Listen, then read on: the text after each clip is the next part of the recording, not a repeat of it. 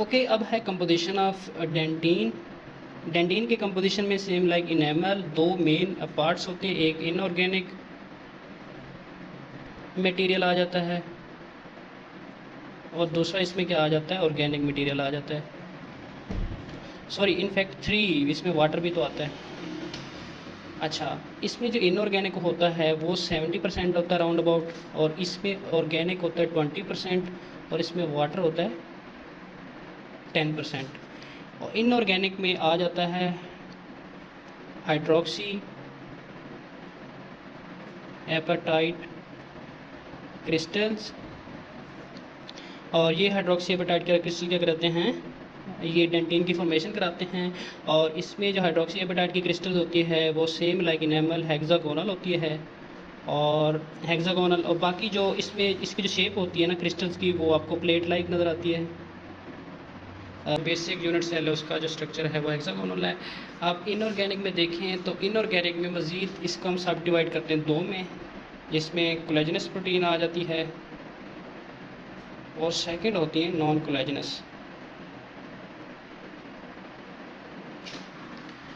जो आपकी कोलेजनस है ये 90% इन ऑर्गेनिक मैट्रिक्स का होती है, और ये नॉन कोलेजनस होती है 10% बनाती है। जो कोलेजनस थी ना प्रोटीन, इनमें जो मेन टाइप्स आ जाती है type 1 collagen, type 1, 2 and 3।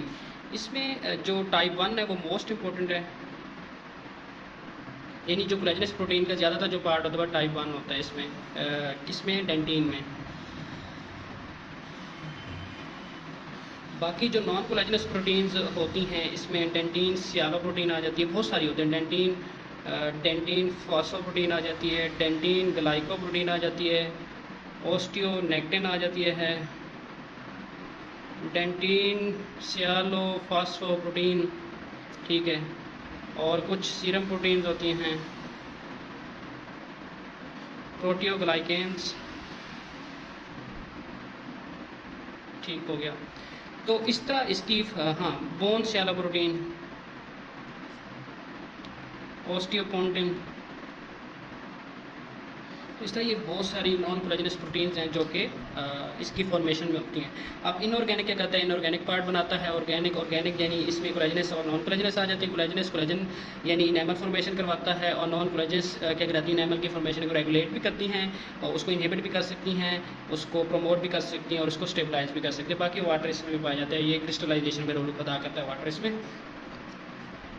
Okay, तो नॉन कोलेजनस प्रोटीन को हम थोड़ा सा डिस्कस कर लेते हैं। उसमें जो मोस्ट इंपॉर्टेंट है dentin sialoprotein, dentin matrix protein 1, जो कि नॉन कोलेजनस प्रोटीन का मोस्टली जो परसेंटेज होती है इससे बनी होती है, या इस पे मुश्तमिल होती है। तो जो डेंटीन सियालो प्रोटीन है और डेंटीन मैट्रिक्स प्रोटीन 1 है, ये बेसिकली पाई जाती हैं जो आपके पास ओडोंटोब्लास्ट होता है ना, उसका एक प्रोसेस होता है जिसको हम कहते हैं ओडोंटोब्लास्ट प्रोसेस, क्योंकि वो डेंटीन में पड़ा होता है प्रोसेस, और इसके गिर्द जो प्रोसेस के गिर्द, यानी एक पूरा सेल है ना उसका ये प्रोसेस है, उसके गिर्द जो डेंटीन पड़ी होती है उसको हम कहते हैं पेरी टिब्यूलर डेंटीन। तो ये दोनों प्रोटीन इस डेंटीन में पाई जाती है, ठीक है। और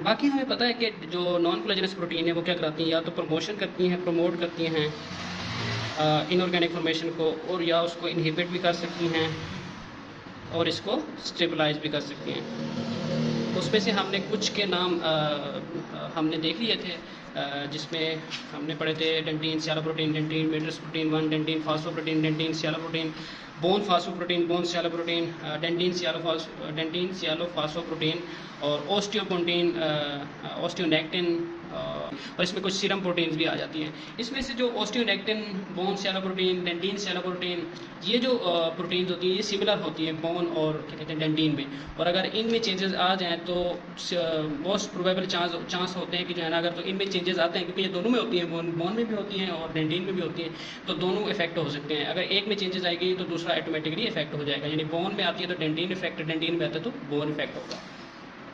तो डेंटीन सियालो प्रोटीन और डेंटीन मैट्रिक्स प्रोटीन ये वाली थी। इसके बाद अगर हम लोग बात करें डेंटीन फास्फोप्रोटीन की बात करें, तो ये जो डेंटीन फास्फोप्रोटीन DTP, डेंटीन फास्फोप्रोटीन है ना, ये इसका एक तो आइसो जो इलेक्ट्रिक पॉइंट होता है, आइसो इलेक्ट्रिक पॉइंट 1 होता है, ठीक है। दूसरा ये जो डेंटीन फास्फोप्रोटीन होती है ये अस्पार्टिक एसिड और सीरीन रेजिड्यूज,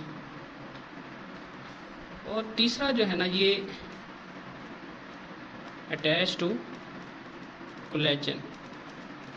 एक तो इसका जो आइसोइलेक्ट्रिक पॉइंट होता है डेंटीन फास्फोप्रोटीन का वो 1 होता है, ठीक है। और दूसरा इसमें एस्पार्टिक एसिड और सीरीन के जो है ना अमाइनो एसिड, जो ये क्योंकि अमाइनो एसिड है एस्पार्टिक एसिड और सीरीन, तो इसके रेसिड्यूज होते हैं, और इसके ऊपर जो सीरीन होता है ना ये अट्रैक्ट करता है फॉस्फेट्स को। फॉस्फेट्स को जब ये अट्रैक्ट करेगा तो ये क्या करेगा, मिनरल फॉर्मेशन करा देगा। और दूसरा जब ये डेंटीन फास्फोप्रोटीन कोलेजन के साथ अटैच होती है तो ये हाइड्रोक्सी एपेटाइट जो क्रिस्टल्स हैं उनकी फॉर्मेशन करवाती है। उसकी रीज़न ये है कि क्योंकि इसके ऊपर नेगेटिव चार्ज होता है तो ये कैल्शियम को अट्रैक्ट करती है। जब कैल्शियम अट्रैक्ट करके फिर उसके साथ फॉस्फेट्स हाइड्रोक्सिल का जो बॉन्डिंग होती है क्रिस्टल में वो करा देती है। दूसरा इसमें नेगेटिव और पॉजिटिव दोनों चार्जेस होते हैं। नेगेटिव कैल्शियम को अट्रैक्ट करता है मिनरल फॉर्मेशन के लिए, और पॉजिटिव किसको, फॉस्फेट्स और इन जो हमारे पास हाइड्रोक्सिल आयन है उनको अट्रैक्ट करता है। अब हम देखेंगे डेंटीन सियालोफास्फोप्रोटीन। ये बहुत इंपॉर्टेंट प्रोटीन है। बेसिकली इस प्रोटीन से 3 प्रोटीन्स निकलती हैं, डेंटीन सियालोप्रोटीन, डेंटीन फास्फोप्रोटीन और डेंटीन ग्लाइकोप्रोटीन। बेसिकली इनका जो जीन होता है वो सेम जीन होता है, इनका। उस सेम जीन से प्रोटीन बनती है, कौन सी, डेंटीन सियालोफास्फोप्रोटीन। और ये प्रोटीन फिर इसकी क्लीवेज होती है, इसका ब्रेकडाउन होता है 3 प्रोटीन्स में। अब हमें पता है कि अमाइनो एसिड में एक उसका कार्बोक्सिल एंड होता है और एक उसका अमाइनो एंड होता है, ठीक है। अमाइनो एंड को हम कहते हैं एन टर्मिनल और कार्बोक्सिल एंड को कहते हैं सी टर्मिनल। तो ये जो प्रोटीन होती है जब ये सी टर्मिनल से ब्रेक होती है और एन टर्मिनल से, सी टर्मिनल से जब ब्रेक होती है तो ये बनाती है डेंटीन फास्फोप्रोटीन, और जब एन टर्मिनल से ब्रेक होती है तो ये बनाती है डेंटीन सियालोप्रोटीन, और जो मिडल में रह जाती है वो बनाती है डेंटीन ग्लाइकोप्रोटीन। तो इस तरह ये 3 इंपॉर्टेंट क्या कहते हैं ये प्रोटीन बन जाती है। अब अगर इस जीन में ये जो जीन है आपका डेंटीन सियालोफास्फोप्रोटीन, इसमें अगर म्यूटेशन आ जाए तो इस म्यूटेशन की वजह से जो है ना जो डेंटीन की फॉर्मेशन है वो इफेक्ट हो सकती है। और उसकी वजह से 2 इंपॉर्टेंट डिजीजेज होती हैं, जिसमें नंबर 1 आता है डेंटीन डिस्प्लेसिया। इसमें डेंटीन की फॉर्मेशन सही नहीं होती और ओवरऑल डेंटीन का जो स्ट्रक्चर है वो कंप्रोमाइज़ हो जाता है। दूसरी आ जाती है डेंटीन या डेंटिनोजेनेसिस इम्परफेक्टा। अब ये जो आपके पास डेंटिनोजेनेसिस इम्परफेक्टा, इसकी फर्दर 3 क्लासेस हैं, जिसमें डेंटिनोजेनेसिस इम्परफेक्टा 1, डेंटिनोजेनेसिस इम्परफेक्टा 2 एंड डेंटिनोजेनेसिस इम्परफेक्टा 3। जो डेंटिनोजेनेसिस इम्परफेक्टा है 1 वो एसोसिएटेड होता है ऑस्टियोजेनेसिस इम्परफेक्टा 1 के साथ। उसकी रीज़न ये होता है क्योंकि हमने पहले भी देखा जो नॉन कोलेजनस प्रोटीन डेंटीन में होती हैं वो बोन में भी होती हैं, तो अगर एक में चेंजेस आ जाए तो दूसरे में हो सकता है। तो क्योंकि इसमें जो प्रोटीन्स हैं वो दोनों में कॉमन होती हैं, खासतौर पे डेंटीन सियालोफास्फोप्रोटीन ये बोन में भी होती है, तो इसलिए associated with dentine glycoprotein osteogenesis imperfecta के साथ। बाकी जो क्या कहते हैं ये आपका डेंटिनोजेनेसिस इम्परफेक्टा 1 एंड डेंटिनोजेनेसिस इम्परफेक्टा 2, ये इसमें जो है ना पल्प चैम्बर रिड्यूस हो जाता है या टोटली अक्लूड हो जाता है, अक्लूडेड विद डेंटीन। होता ये है कि इसमें क्योंकि ये रेगुलेट करती है ना आपकी डेंटीन सियालोफास्फोप्रोटीन, ठीक है। अब इसमें म्यूटेशन आ गई, जो सही से क्या कहते हैं प्रोटीन नहीं बनी, ठीक है।